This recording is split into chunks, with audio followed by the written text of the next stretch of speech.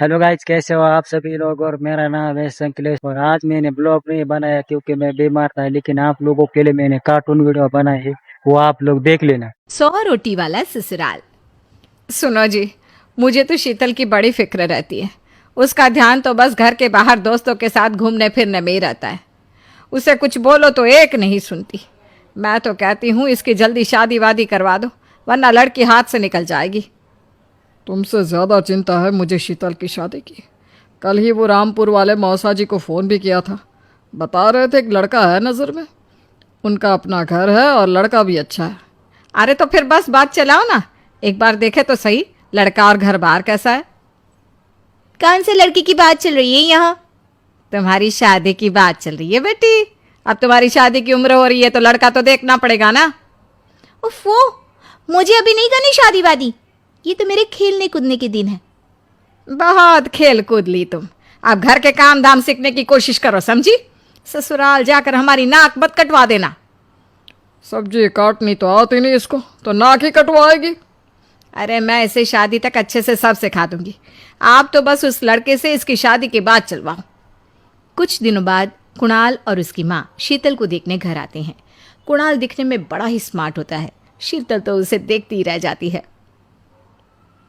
देखो जी, हमारी कोई डिमांड तो है नहीं, बस हम चाहते हैं कि लड़की घरेलू हो, घर के सारे कामकाज संभाल ले। अब आपके परिवार में तो बस 3 ही लोग हैं, पर हमारा तो खूब भरा पूरा परिवार है। बाकी हमें लड़की के घूमने फिरने दोस्तों से मिलने से कोई दिक्कत नहीं है। घर का काम करने के बाद जो चाहे सो करे। अरे वाह, ये तो इतने बढ़िया लोग हैं। लड़का भी इतना स्मार्ट है और ऊपर से इन्हें मेरे घूमने फिरने से भी कोई दिक्कत नहीं है। हे भगवान, तूने तो बिना मांगे ही मुझे सब दे दिया। बताओ जी, और क्या चाहिए हमें? हमारी तरफ से तो रिश्ता पक्का है जी। बस फिर तो हंसी खुशी शीतल और कुणाल की शादी हो जाती है। शीतल मन ही मन बड़ी खुश होती है और उसी खुशी के साथ वो अपने ससुराल में कदम रखती है। आओ बहू, तुम्हारा अपने ससुराल में स्वागत है। ये मिलो अपने परिवार से।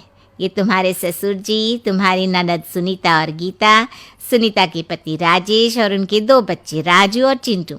ये ना हमारे साथ यहीं रहते हैं। ये तुम्हारी दादी सास है और बाकी लोग अभी बाहर गए हुए हैं। इतने सारे लोग, ये सब यहीं रहते हैं इस घर में? अरे अभी तो मेरे देवर देवरानी और उनके 3 बच्चे यहाँ नहीं है। उसके मायके में भी शादी थी ना, तो बस वहीं गई है। कल तक आ जाएंगे। हे भगवान, ये घर है या धर्मशाला? ये सब एक साथ इस घर में कैसे रहते हैं? मुझे तो पता ही नहीं था इनका इतना बड़ा परिवार है। अब समझी कि कोई डिमांड क्यों नहीं की इन्होंने। ये सब चाल चले मेरे साथ। अरे बहू, खड़े खड़े क्या सोच रही हो? चलो अपने कमरे में जाकर आराम करो। जी माँ जी। अगले दिन शीतल का ससुराल में पहला दिन होता है।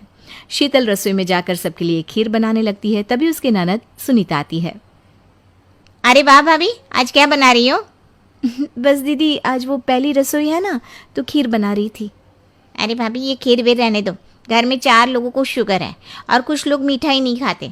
आप ना सीधा खाना ही बना दो। क्या फ़र्क पड़ता है मीठा बने या नमकीन, बस बहू के हाथ की पहली रसोई होनी चाहिए ना।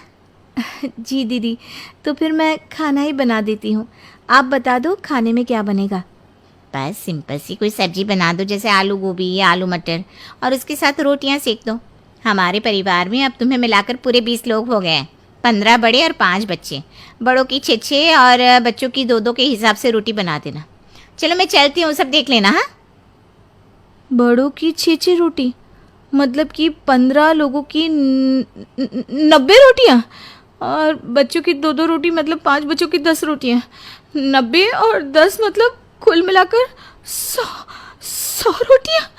हाय, मैं तो मर गई। 100 रोटी अकेले कैसे बनाऊंगी? माँ, ये तुमने मेरी शादी कहाँ कर दी? शादी से पहले तो मैंने कभी 4 रोटी से ज़्यादा नहीं बनाई। शीतल एक बड़ी सी परात में 100 लोगों के हिसाब से आटा निकालती है और उसे गूंथना शुरू करती है। आटा गूंथते गूंथते शीतल के पसीने छूट जाते हैं। उसके बाद बारी आती है रोटी बनाने की। शीतल एक एक करके रोटी बनाना शुरू करती है और 10 रोटी बनाते ही अपनी कमर पकड़ लेती है। हाय, मैं मर गई। मेरी कमर टूट गई खड़े खड़े, और ऊपर से इतनी गर्मी। मैं 100 रोटियां कैसे बनाऊंगी? अरे भाभी, सब बाहर रोटियों का इंतजार कर रहे हैं, जरा जल्दी जल्दी रोटी सेक दो। सब